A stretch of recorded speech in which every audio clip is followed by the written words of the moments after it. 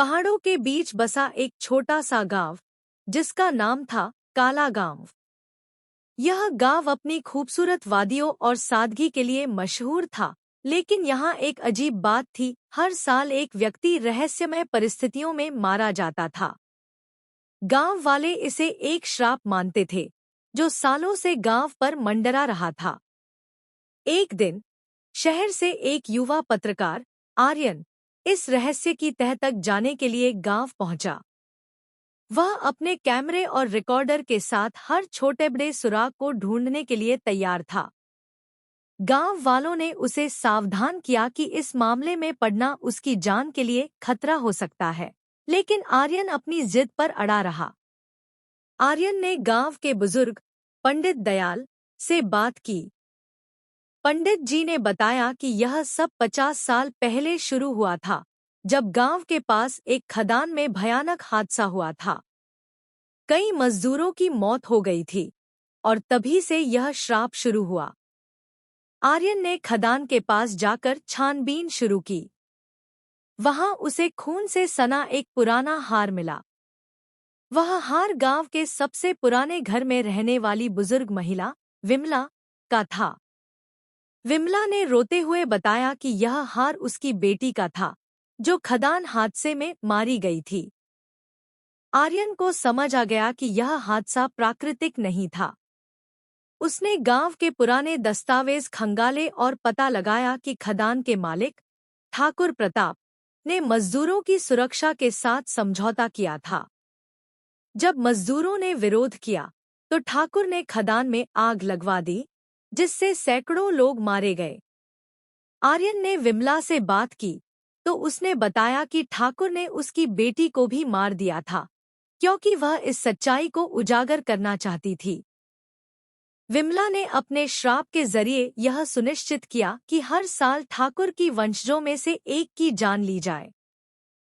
आर्यन ने इस सच्चाई को उजागर करने के लिए सबूत जुटाए और अपनी रिपोर्ट के जरिए इसे प्रकाशित किया। लेकिन जिस रात रिपोर्ट प्रकाशित हुई, आर्यन को अपने कमरे में खून से लिखी एक चिट्ठी मिली। सत्य उजागर करने की कीमत चुकानी पड़ेगी। अगली सुबह गांव वालों ने आर्यन को उसके कमरे में मृत पाया। अब सवाल यह था, क्या आर्यन का बलिदान इस खूनी सत्य को खत्म कर पाया, या यह श्राप अब और भी भयावह रूप लेने वाला था? आर्यन की मौत ने गांव वालों को झकझोर कर रख दिया। वह अकेला व्यक्ति था जो श्राप की जड़ों तक पहुंच सका था। उसकी रिपोर्ट ने ठाकुर के वंशजों को कटघरे में खड़ा कर दिया। गांव वालों में गुस्सा और डर का माहौल फैल गया। पंडित दयाल और विमला ने गांव की एक सभा बुलाई। विमला ने स्वीकार किया कि उसने अपने दर्द और गुस्से में यह श्राप दिया था, लेकिन अब उसे पछतावा हो रहा था। उसने कहा, मैंने न्याय की चाहत में निर्दोषों की जान ली। यह श्राप अब खत्म होना चाहिए। लेकिन श्राप को तोड़ना आसान नहीं था। पंडित दयाल ने कहा कि श्राप तभी खत्म होगा जब ठाकुर के वंशज खुद अपनी गलती स्वीकार करेंगे और उन मजदूरों की आत्माओं से माफी मांगेंगे। विमला, पंडित दयाल और गांव के कुछ बहादुर लोग ठाकुर परिवार के पास गए। ठाकुर प्रताप के पोते विक्रम ने उनकी बात सुनने से इनकार कर दिया। उसने कहा, यह सब अंधविश्वास है। मैं किसी श्राप या माफी में विश्वास नहीं करता।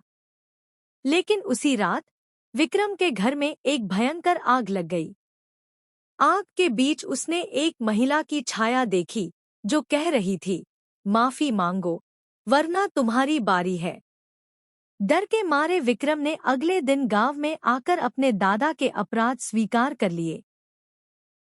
उसने मजदूरों की आत्माओं से माफी मांगी और कहा कि वह उन परिवारों को मुआवजा देगा जो उस हादसे में पीड़ित हुए थे।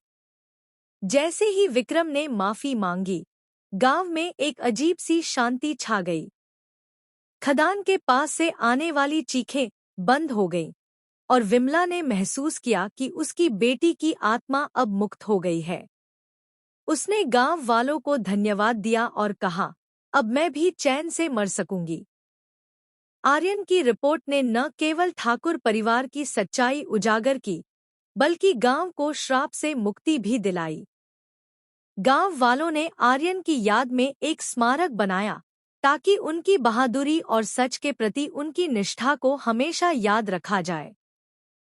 लेकिन कहानी यहीं खत्म नहीं होती। खदान के पास, जहां अब एक स्मारक बना दिया गया था, एक पेड़ के नीचे आर्यन की नोटबुक मिली।